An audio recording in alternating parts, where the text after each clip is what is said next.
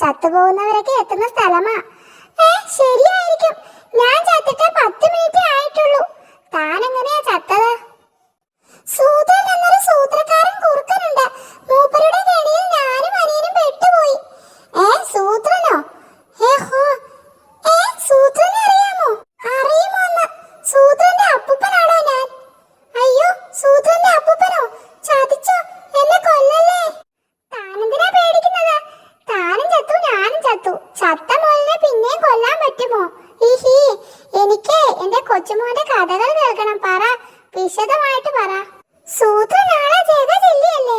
പണ്ട സൂത്രനൊരു ആനയെ. സൂത്രനൊരു മിടുക്കൻ തന്നെ.